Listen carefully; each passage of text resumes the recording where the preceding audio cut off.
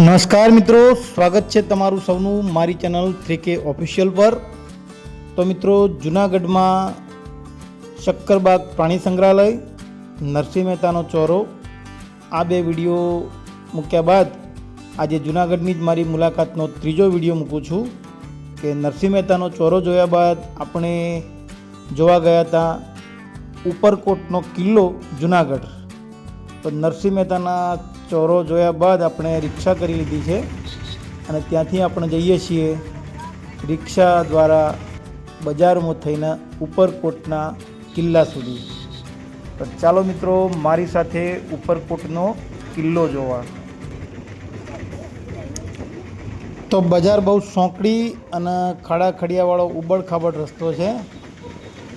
રિક્ષા ઝોલા ખાતી ખાતી આપણને ધીમે ધીમે લઈ જાય છે।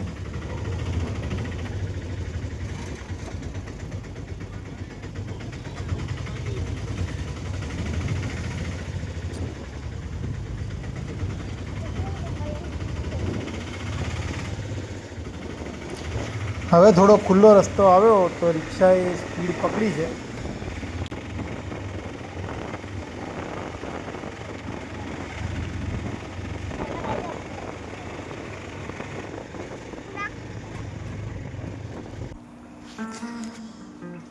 તો હવે મિત્રો આપણે રિક્ષા ઉપરકોટના કિલ્લા આગળ આવી ગઈ છે। જો સામે કિલ્લો દેખાય છે અને અહીંયાથી કિલ્લામાં અંદર જવાનો બેરિકેડ બનાવેલા છે લોકોની અવર જવર માટે, વ્યવસ્થા માટે। તો આપણે હવે કિલ્લાની અંદર જઈ અને જોઈએ કે શું વ્યવસ્થા છે અંદર જવા માટે।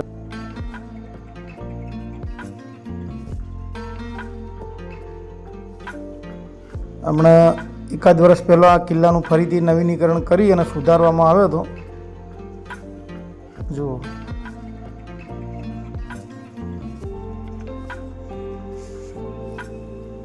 તો મિત્રો અહીંયા સામે ટિકિટ બારી છે, ત્યાંથી આપણે ટિકિટ લઈ લઈએ।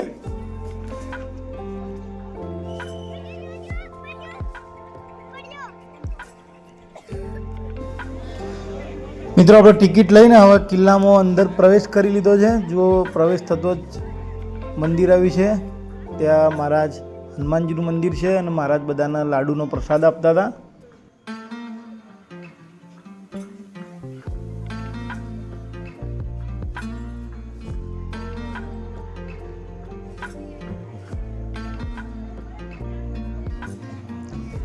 અને કિલ્લાનો ગેટ છે, અહીંયા કિલ્લામાં જતો જ ડાબી બાજુ નીચે વાવ જેવું છે।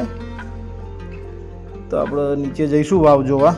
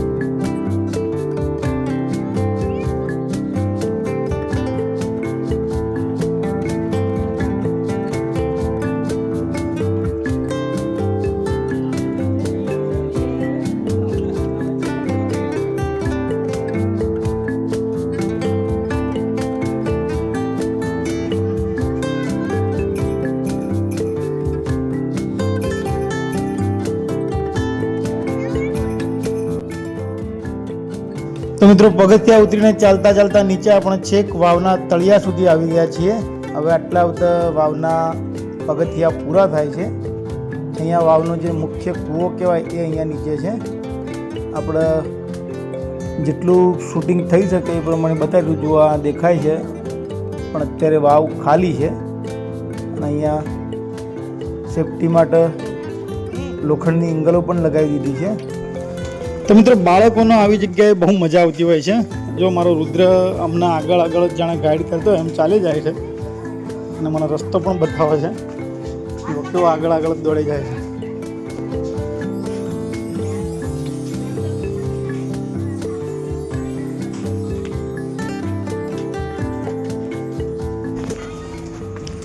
મિત્રો કિલ્લાની મુખ્ય શરૂઆત હવે અહીંયાથી જ થાય છે. જો અહીંયા આપણે એન્ટ્રી પોઈન્ટ પર ટિકિટ આપી દીધી છે, અહીંથી જ હવે કિલ્લો જોવાની બધી શરૂઆત થાય છે.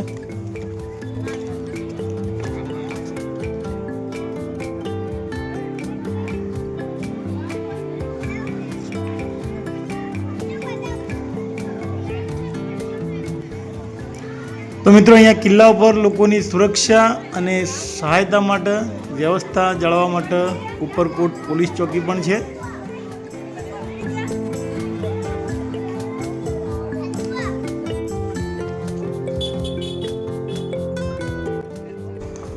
તો અહીંયા ભૂતકાળમાં કિલ્લાનો જે એક ભાગ રહી ચૂકેલો એવો ભવ્ય દરવાજો છે અને એની એક નાની બારી જે ખુલ્લી છે એમાં લોકો ફોટો શૂટ કરાવે છે.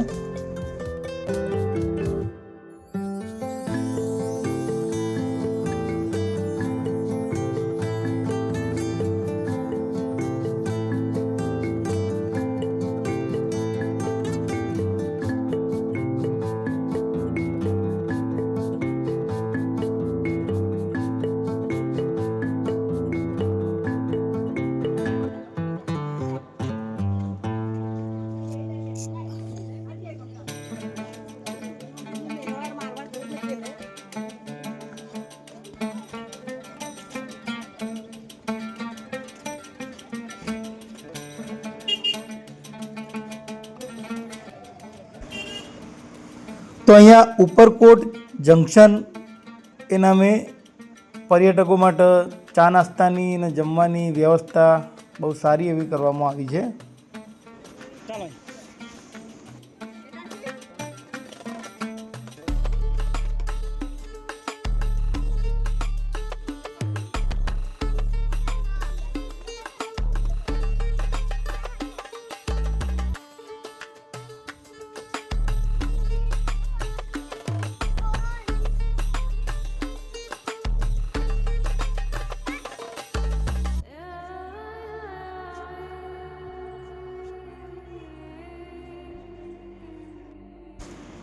તો આ મિત્રો કિલ્લાની બોર્ડરનો ભાગ છે, એટલે કે કિલ્લાની આજુબાજુ જે મુખ્ય બોર્ડર રૂપે કોટ હોય એ કોટવાળો ભાગ છે. એટલે જો અહીંયા જે તે વખતે નવાબશાહી શાસન વખતે કિલ્લાની સુરક્ષા માટે તોપ મૂકવામાં આવેલી છે.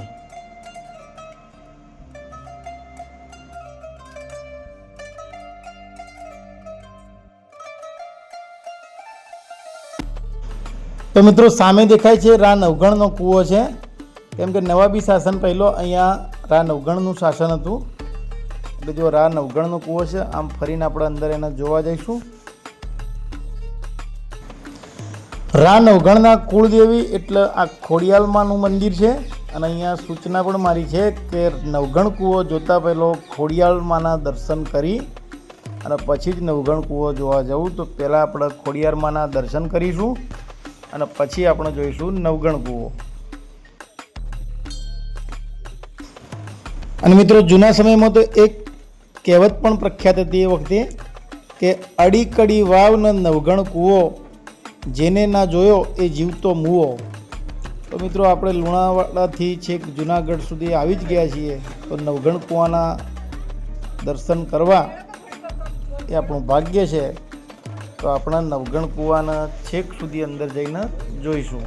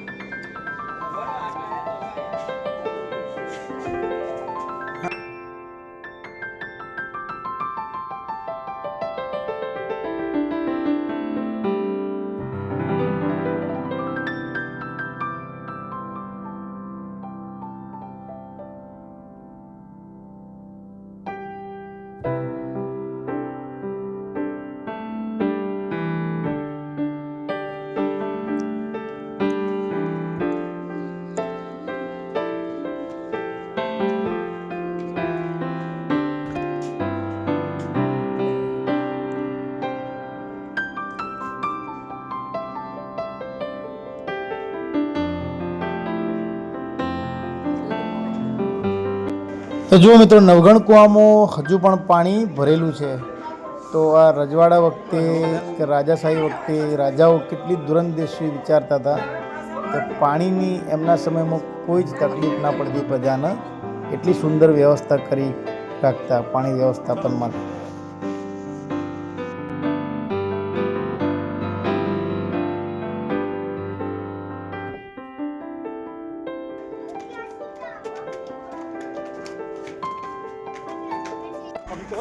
તો મિત્રો કૂવામાં જઈ અને પાછા આવતા આવતા હું ને મારા વાઈફ તો થાકી ગયા, પણ જુઓ છોકરાઓનો થાક નથી. મારી બે ઢીંગલીઓ હિતાંશી અને જીયાંશી અને રુદ્ર કેવા ફટાફટ સીડી ચડે છે. અમે એમની પાછળ પડી ગયા છીએ ને એ જુઓ ફટાફટ સીડી ચડે છે. આગળ સૌથી આગળ હિતાંશી, પછી જીયાંશી અને એના પાછળ છે ભાઈ રુદ્ર. ત્રણ જણા. કેટલી એનર્જી હોય છે બાળકોમાં.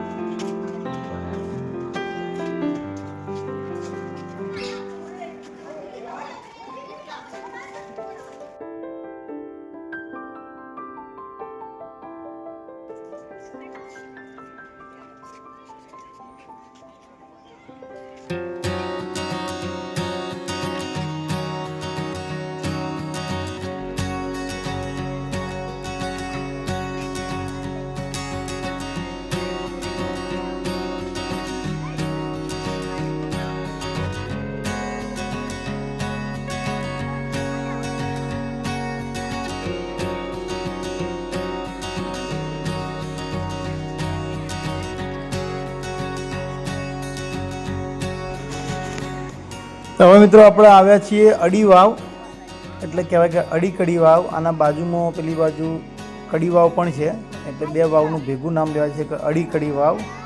અને મિત્રો એક ગુજરાતીમાં આપણું ભજન છે, એના પ્રથમ પંક્તિના શબ્દોમાં છે કે અડી કડી વાવ ને નવગણ કૂવો, ત્યાં શ્રવણનો જન્મ હોવો. એટલે કે રામાયણની અંદર જે શ્રવણકુમારનો ઉલ્લેખ થાય છે, એ શ્રવણકુમારનો જન્મ આ અડી કડી વાવ અને નવગણ કૂવો છે, આ જગ્યાએ અહીંયા થયેલો. તો મિત્રો આ વાવનું ધાર્મિક દ્રષ્ટિએ પણ ખૂબ મહત્ત્વ છે. તો આજે આપણે અડી કડી વાવ પણ જોઈ લીધી.